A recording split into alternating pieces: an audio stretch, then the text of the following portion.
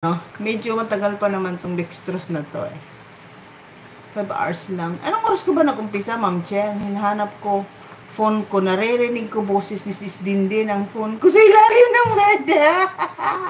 Hala, hindi daw maganda yung phone na nahigaan mo.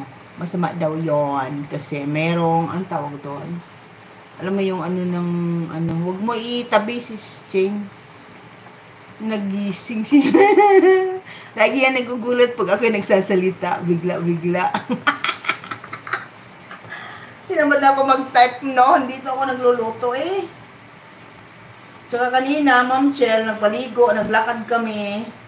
Isang oras, tapos pag-uwi, pahinga, kumain ng breakfast, nagpaligo. Ay, Diyos ko, ang hirap pag ako lang din kasi ang aso akin lahat. Mo daw, it's not good. Oo, hindi maganda yung ang tawag doon, yung parang vibrate, hindi vibrate, yung tawag doon. Basta may something na dapat hindi nakakonect sa katawan. Yun nga lang daw phone na nakahang sa'yo, na nakakonect doon sa may, di ba, yung magsiling tayo, tabi ng ating mga puson or something, hindi daw maganda yun. Nakita ko din sa YouTube yun, yung doktor mismo ang nagsishare. Parang ganyan. Nag-start ako 7:30, 8, 9, 10, 11, 12, 30. Oo nga, mga 12. Sana ginawa mo na lang 6 hours.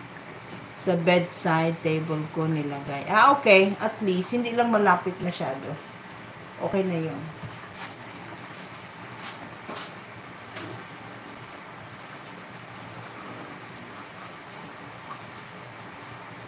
Yung mga leftover ko na gulay, ilalagay ko sa freezer kaya masisira.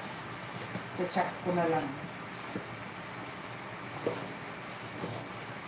Mahal pa naman ng mga peppers. Bell peppers, ang mamahal.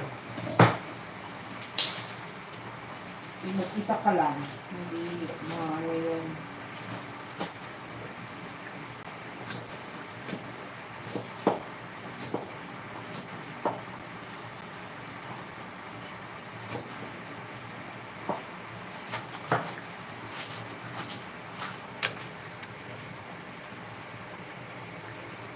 Agoy.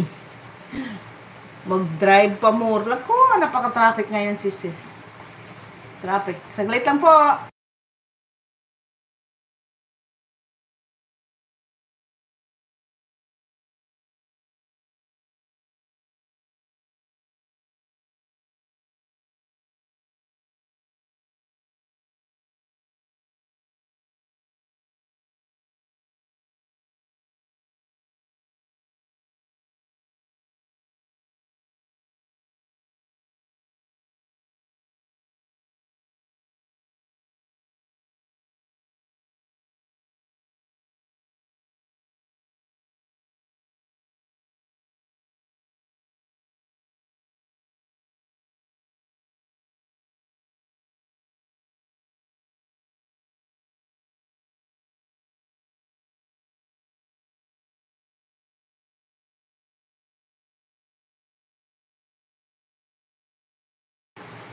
Hello, my friend.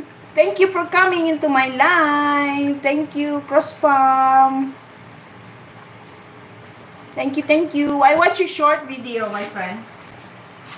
There was what was the title of it? Redeem. For this Christmas season. You get a beautiful wife, my friend.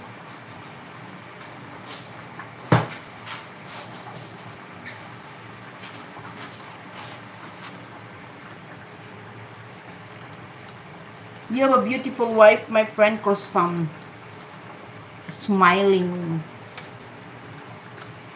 Cross Farm, hello. Meet Mom Shell said.